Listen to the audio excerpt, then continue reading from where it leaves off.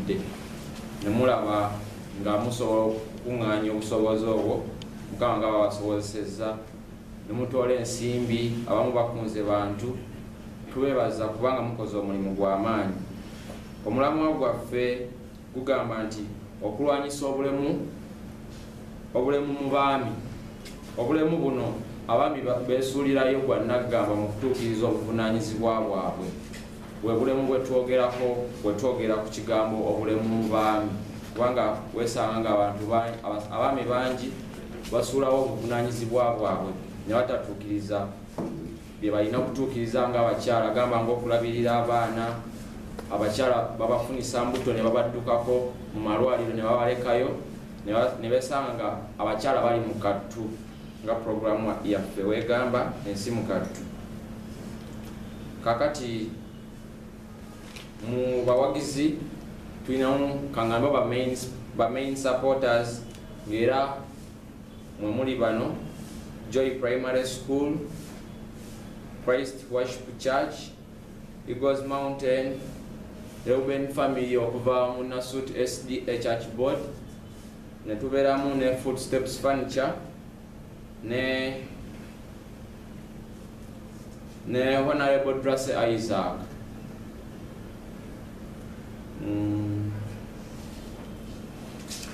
Basically tubeebaza kubanga mujjumbidde okulaba nga omukolo guno guweesebwa ekitiibwa ne mukunga abantu okuva abantu bemumanyi. Basically ntulaba nga tufuna ebintu bino kubanga mulimu si mwangu nnyo naye for the start kituwadde amaanyi. Patroni waffe yatusukumidde ddala, omubaka Sarah Nakintu tumubaza kubanga yatuwadde amaanyi naye n'atuwagira mu ngeri ey'enjawulo. Ebisingako ku ebyo mugenda kubanga mubifuna okuva mu bannange nga mugenda okubanga mubawulira. Birwako mwenna Ssaabawandiisi yabyogeddeko ku ngeri gye badde mukolamu. Mbejja wino ffenna Kayenga tumwebaza okuba nti yavudde naye okuyamba mu nteekateeka eno. Ndowooza eka bwe yadde aleseeyo yasobodde okutuyamba okuba nti twongera okugenda mu maaso mu nteekateeka eno ey'okudduukirira bannakazadde b'eggwanga. Omulamu omukulu gugamba nti okulwanyisa obulemu mu baami. Ensonga eno nkulu nnyo.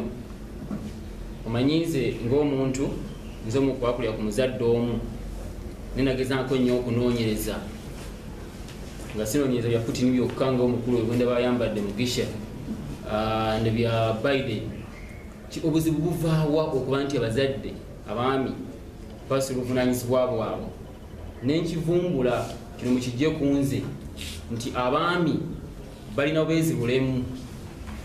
Bw'obabuuza bakugamba oyo mukyala yankola kino ate omwana atakuwa ansa. So alekawo omwana kubanga bakyankalana n'omukyala. Mwonoka weefube wetongoza nako olwaleero nga tugenda okudduukira abakyala, twagala okugonjoola n'okujjanjaba ekizibu ekyo eky'obulemu.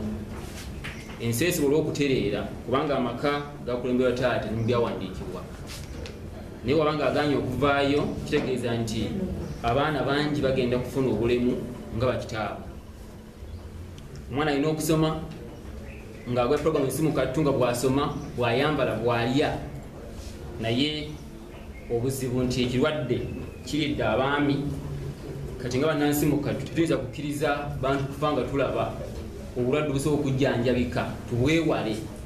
Obulemu bufaanako mukenenya. Mukenenya kyangu okumwewala kubanga tumanyi ekkubo lyayitamu, era mu misinde egy'obwakabaka mukenenya alwanyisibwa. Naye nga mukenenya tiyandikutte bantu ba mulembe guno. Tewasa omukyala w'omu nawe noba nga omuliko omwami wo n'abali nti amaka nga ganaafa empuliziganya yesooka okufa. Ate wagala kuba nti puroguramu mugiwuliriza nga temwalwanya eggulu. Entalo eziri mu Russia mu Gaza kazibeere, naye mu maka gammwe temugezaako okufuna obutabanguko. Mujja kutta abaana bammwe mutya, temujja kubakuza bulungi asamunasika omugu wa maka. So bannabyabufuzi mwina okuyiga nammwe bennyini abali wano okuwuliziganya, kubanga bano bannansi mu kattu bembawa abageni babalonda eyo sibaagala mu busambattuko, mbaagala nga muwuliziganya.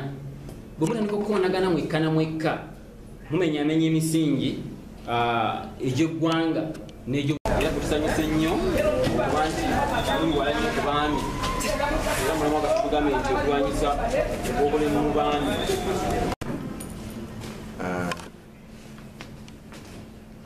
Ntwala mukisa guno kwebaza bateesiteesi ba puroguramu eno y'ensimu Kattu naddala President Mwami Stephen Mutebi, patron n'akakiiko konna akali wano olwaleero. Amanya n'eddoboozi nze Trustee Isaac M22B Mukono North Constituency 2026.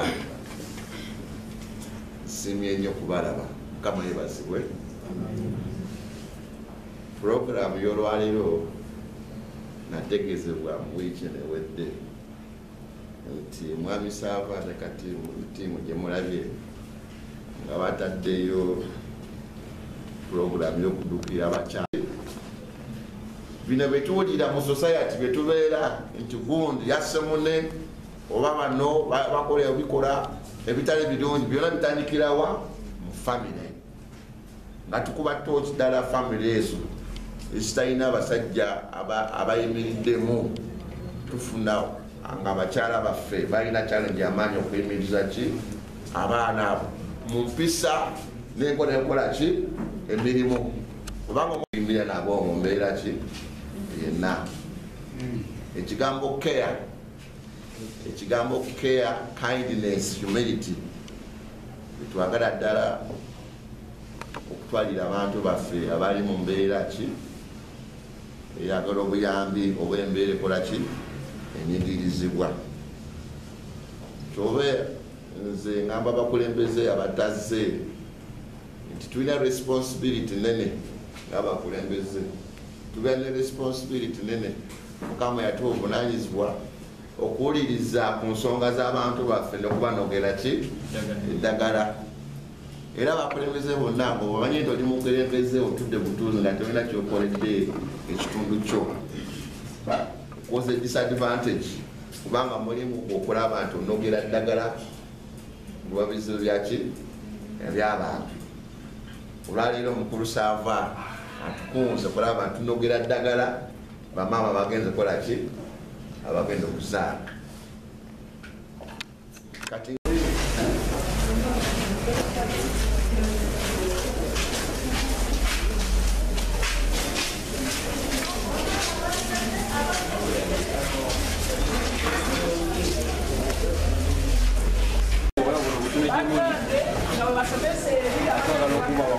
era kutusanyuse nnyo kuba nti wala nnyo ku baami, era mulamu gavumenti okulwanyisa obulemu mu baami. Obwetaavu bungi nnyo mu malwaliro tayinza kumalayo.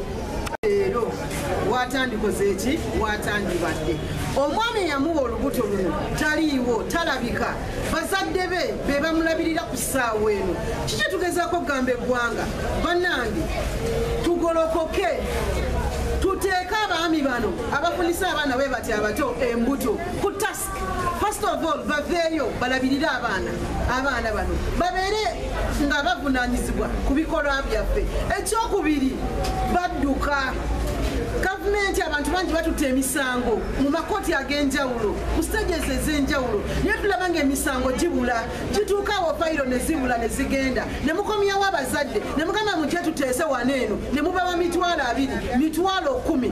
Bannange obulemu mu basajja olwaleero tubuvimirira nga twagala tukwasize wamu gavumenti, bamaama, poliisi, abantu bonna ab'enjawulo tusobole okukwasa ku basajja bano eno, tubateekeko omukono ogw'ekyuma. Ebikola ebifaanagana bwe biti bireme okudda kuddamu okulabikira mu ggwanga lyaffe kubanga omwana ng'ono bw'oba omutidde future kitegeeza n'omwana gwagenda okuzaala tagenda kuba na future kitegeeza agenda kubeera mu bulamu nga si bulungi vicious cycle of poverty egenda kubanga yeeyongera mu ggwanga lyaffe n'olwekyo nsaba tukwasize wamu gavumenti tweyanziza abaami batusobole okuba nga baddamu omulamwa bayonoonye eggwanga lino kubanga baganye okuvunanyizibwa bwabwe omwami atalabirira mukyala alina olubuto atalabirira mwana ageraganyizibwa okubeera omugwagwa n'okusinga omulalu yakola era mu nsi muno nga bannansi mukatu tubalangiriddeyo kati olutalo tugenda kubanoonya gye bali yonna paka nga tubasomesezza kubanga tubajjanjabya obulemu obupa bwona si bwakwenjeka amagulu bwa bwongo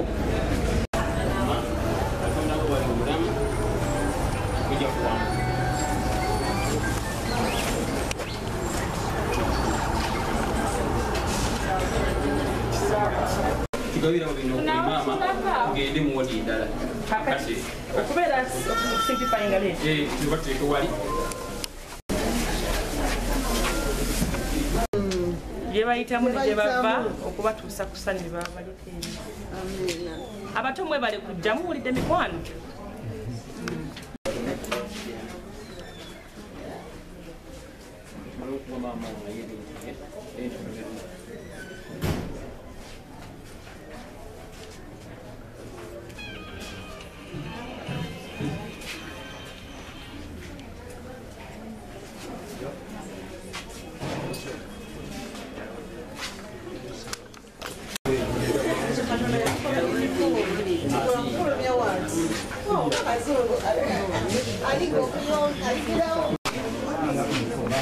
batanga n'abalinamu kunukubangu bamaama tulina okusaba waggulu awo tokyaugenda n'okubalaki si wangu nemyezi omwenda siki so afunyemu olungubanguba oyambuka wali nokola ki nekisabako si wekiri emikwano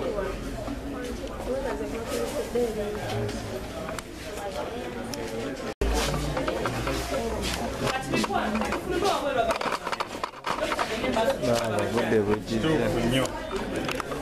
janjaba twagulira ngoyi kitegeeza nti omwami alina obulemu tewaliwo nsonga yonna egaana musaayi ogulabirira kubanga tukizudde nti omwami azaala kuyita mu nsawo so si mubikola bya mukwano omuntu yenna natalina magezi kyasobola kukikola ekikufuula omwami ow'ensi kwe kutandika okulabirira omukyala gwofunisiza olubuto n'omwana gw'osadde so mulamu ogwo tulina kugulwanyisa paka nga tuwangudde akola nti abaami batuweesa ekitiibwa